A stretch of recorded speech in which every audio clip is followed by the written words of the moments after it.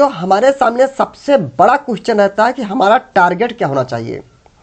क्योंकि कई बार ये होता है कि हाथ में आया हुआ रुपया हमारे हाथ से फिसल जाता है और टाइम से हम अपने प्रॉफिट को नहीं बुक करते हैं।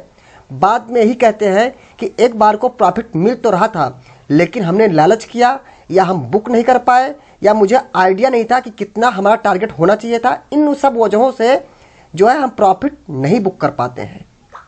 तो पहली बात तो दोस्तों यह है कि जब भी डिमांड जोन में एंट्री आपकी होने जा रही है तो आपको ध्यान ये रखना है कि उस डिमांड जोन में एंट्री होने के बाद में जो आपका सप्लाई जोन है, आप हमारे कर्सर को देखिएगा, ये हमारा एक सप्लाई जोन है।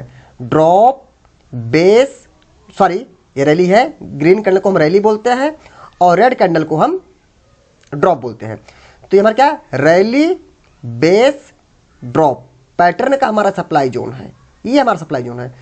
तो डिमांड जोन से हमारा सप्लाई जोन जितना दूर होगा हमारा टारगेट उतना ही बड़ा होगा या हमारा प्रॉफिट भी उतना ही ज़्यादा होगा।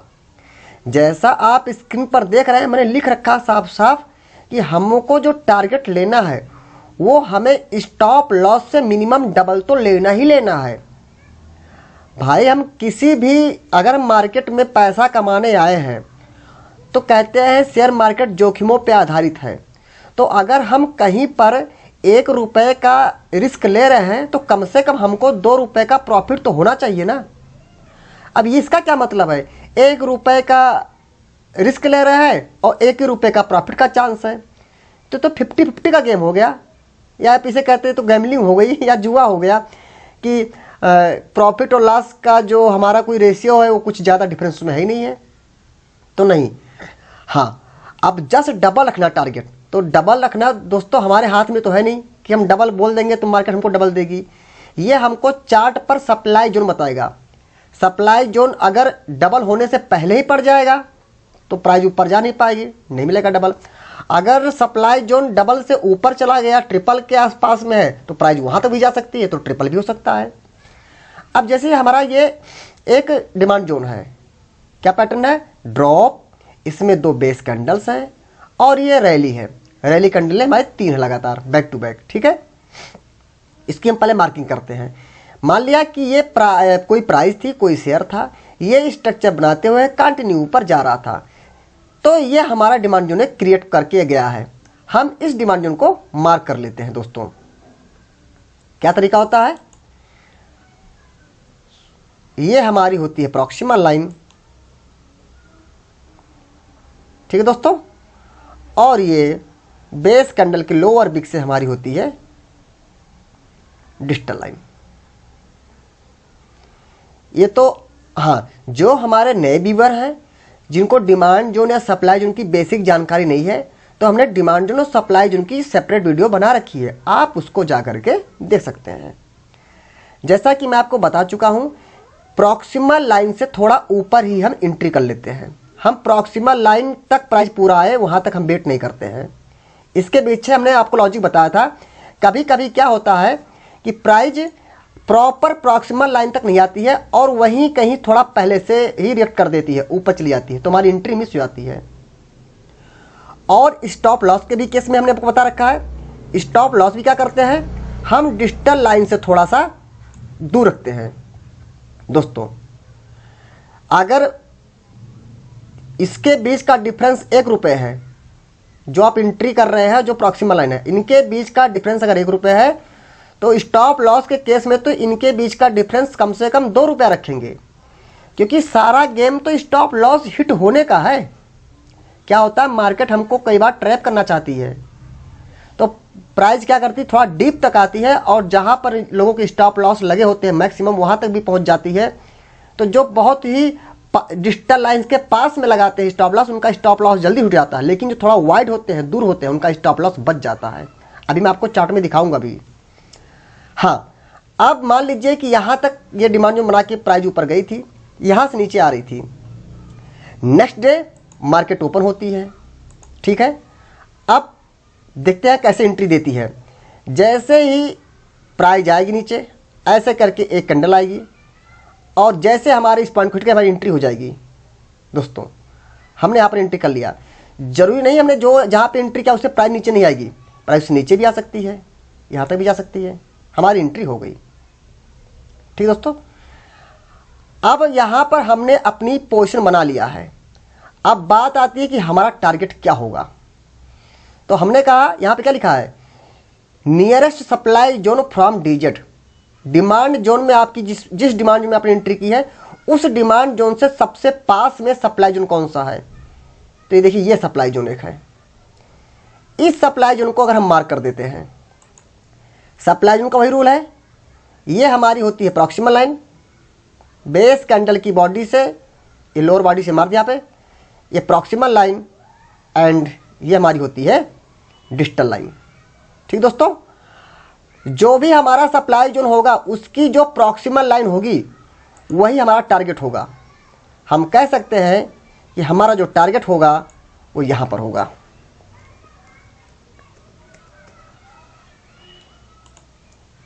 दोस्तों ये हमारा टारगेट होगा। अब आप खुद देखिएगा, जब आपने इस पॉइंट पर एंट्री ले लिया है, ये एंट्री पॉइंट हो गया और एसएल पॉइंट ये है, इन दोनों का जो गैप है उसका डबल तो साफ साफ दिख रहा है, उसका डबल तो ये हाई है मिनिमम। आप खुद देखिए गैप, हमने कहा एंट्री से एसएल के बीच का जो डिफरेंस है, मैं एक एग्जांपल ले लेता हूँ।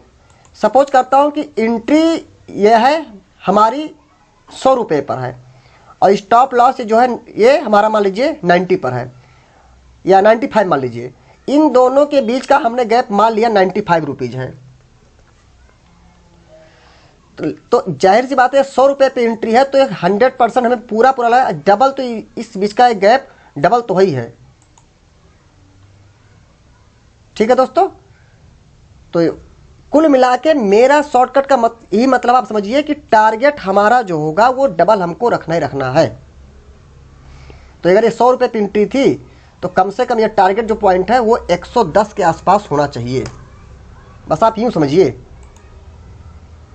एंट्री और स्टॉप लॉस, एंट्री और स्टॉप लॉस के बीच का जो डिफरेंस है, हमने माना एंट्री 100 रुपीज़ पर थी, स्टॉप लॉस मान लीजिए हमारा 95 रुपीज़ पर था, तो कितना अंतर हो गया, 5 रुपीज़ का हो गया। ठीक है, तो 100 पर एंट्री किया है तो अब हमको 5 का स्टॉप लॉस है तो 10 का रखेंगे टारगेट। तो 100 पे एंट्री है तो 110 पे हमारा टारगेट होना चाहिए। अब 110 रुपये का जो टारगेट है ये हमारे हाथ में नहीं है। हमारे कहने से मार्केट ऊपर नहीं चली जाएगी कि 110 रुपये तक जाना है, हमने बोला है ना। सप्लाई जोन अगर डबल के आसपास है तो वहाँ तक मार्केट जा सकती है। ट्रिपल पर तो 110 के 115 120 भी चली जाएगी। तो दोस्तों ये चीज़ आपको समझ में आ गई होगी। अब मैं दूसरा आपको दिखा देता हूँ, मैंने बना रखा है यहाँ पर। आप इस पिक्चर को देखिए। अच्छा, ये भी तो डिमांड जोन है। अगर हम इसकी मार्किंग कर देते हैं तो ये रही हमारी प्रॉक्सिमल लाइन और ये हमारी रही डिस्टल लाइन।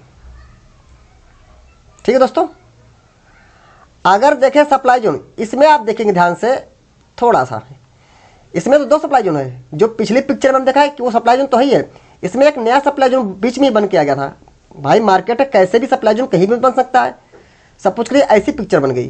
तो एक सप्लाई जोन तो बीच में पड़ गया है, ड्रॉप बेस ड्रॉप। अगर इसकी मार्किंग करते हैं, ये हो गई प्रॉक्सिमल लाइन और ये हो गई डिस्टल लाइन। अब बताइए, जो एंट्री है और जो स्टॉप लॉस है उसके बीच का जो डिफरेंस है, क्या उसका डबल है? ये कहीं नहीं। 1:1 मान सकते हैं कि जितना डिफरेंस, अगर इसका डिफरेंस 5 रुपये है एंट्री स्टॉप लॉस का, तो इसका डिफरेंस 5 रुपये है, मान सकता हूँ। 1:1 मिल गया, मानता हूँ। लेकिन मैंने अभी आपको बोला कि मिनिमम हमको डबल लेना ही लेना है। अगर उसके पहले सप्लाई जोन पड़ गया डबल से पहले, तो ऐसे डिमांड जोन में हमको ट्रेड नहीं करनी है।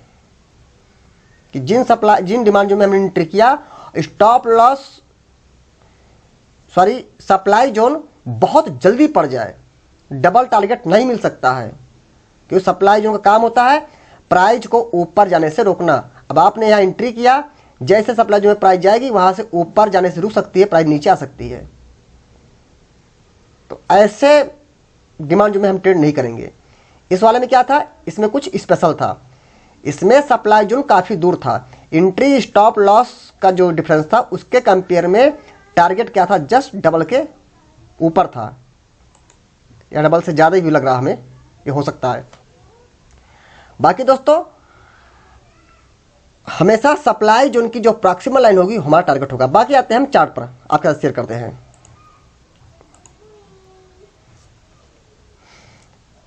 दोस्तों पहले मैं दिखाता हूँ, ये बेल कंपनी का चार्ट है। मैं एक वीकली का टाइम फ्रेम का डिमांड जोन देखता हूँ।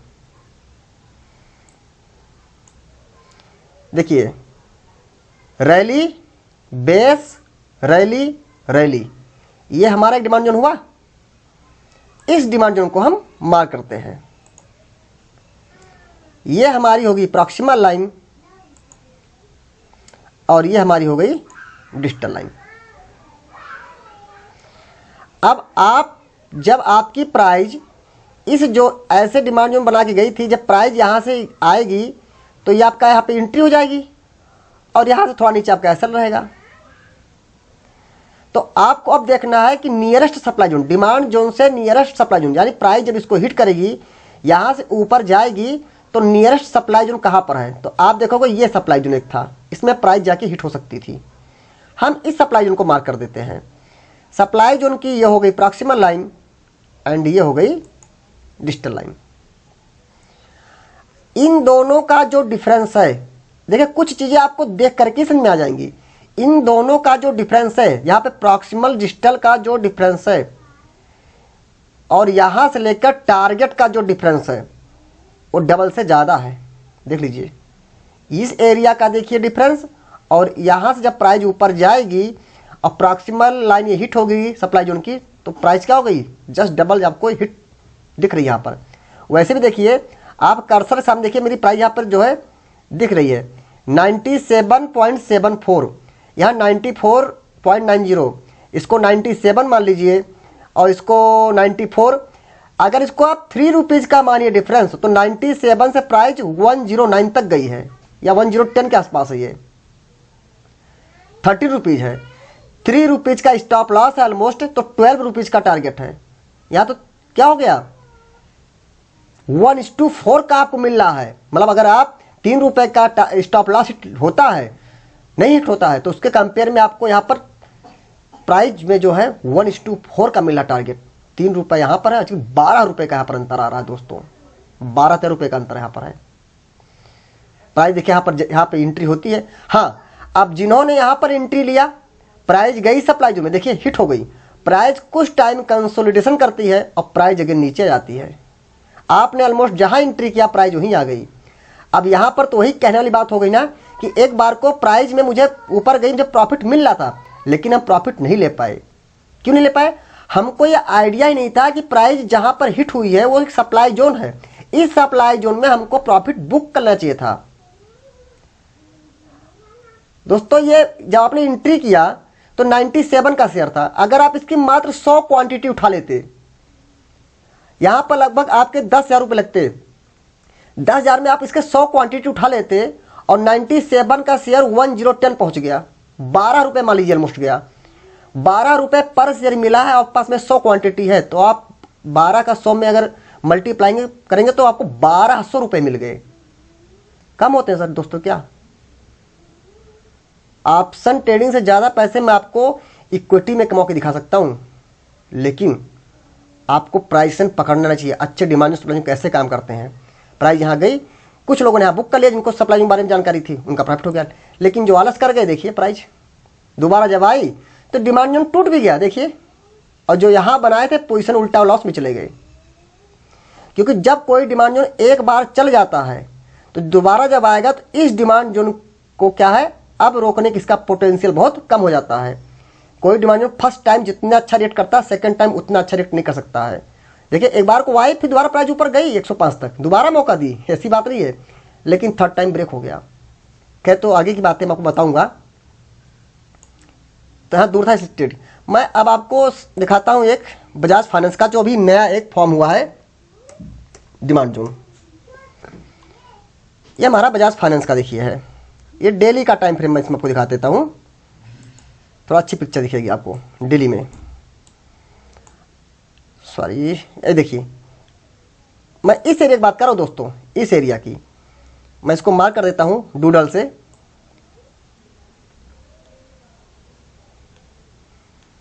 ये हमारा डिमांड जोन है। ड्रॉप, इसको अगर आप ड्रॉप मानते हैं तो 2 बेस कैंडल हो गई, लेग आउट लेग आउट, ठीक है।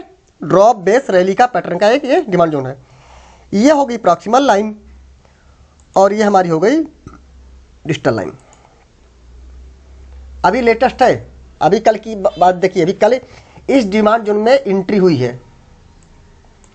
अभी कल इस डिमांड जोन में बजाज फाइनेंस आया है।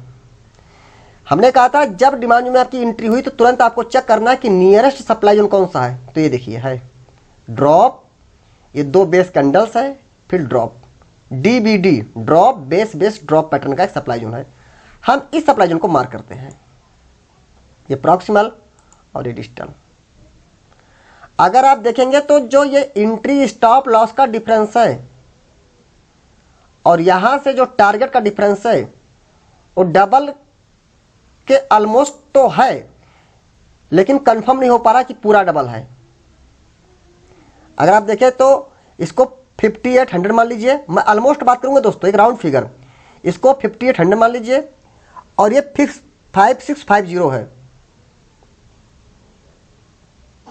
इसको मान लीजिए कि 150 का डिफरेंस मान लीजिए मोटा मोटा दोस्तों, या 200 का डिफरेंस मान लीजिए, ठीक है। अगर इसको 150 का मानते हैं तो ये 5823, इसको 58 मानते हैं, 5800 से 61, हाँ ऑलमोस्ट डबल का है, ठीक है। तो ठीक है, ट्रेडेबल हो सकता है, कोई दिक्कत नहीं है।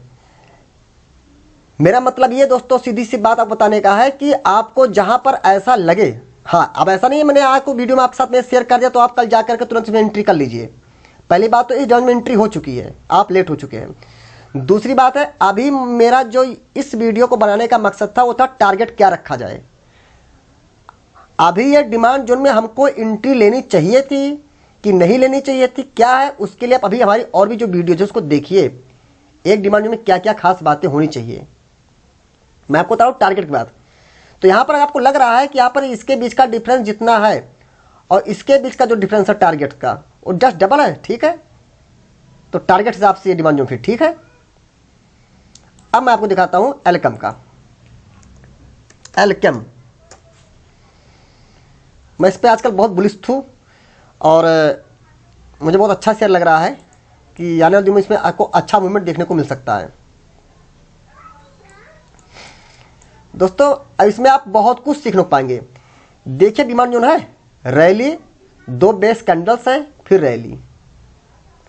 हम इस डिमांड जोन को मार्क करते हैं। इसमें आप 2 चीज़ें सीख पाएंगे, एक तो ट्रैप होने से कैसे बच सकते हैं, दूसरा टारगेट जो आपको बता रहे हैं। ये हमारा डिमांड जोन बना के प्राइस ऊपर गई थी, ठीक है। हम इंतजार कर रहे थे कि जब हमारे इस लाइन को हिट करेगी तो हम एंट्री करेंगे। देखते धीरे धीरे मार्केट बहुत इंतजार करवाती है दोस्त, बहुत इंतजार करवाती है, तब अच्छा पैसा बनता है। लेकिन तब तक ये देखिए एंट्री हो गई, आप खुद देख लीजिए, यहां पर आपकी एंट्री हो गई, लेकिन आपका जो स्टॉप लॉस पॉइंट था डिजिटल लाइन, देखिए प्राइस उससे थोड़ा नीचे आ गई है। मैं थोड़ा जूम कर देता हूं, इसीलिए कहता हूं आपको कि जो स्टॉप लॉस आपको रखना है वो डिजिटल लाइन से थोड़ा वाइड रखना है, थोड़ा दूर रखना है। अब जिन्होंने स्टॉप लॉस बहुत पास में रखा उनका हिट हो गया, जो थोड़ा भी दूर रखे थे, देखिए हम इतना सा दूर रख रहे हैं, बहुत जरा सा दूर है ये दोस्तों, नहीं हिट हुआ, बच गए।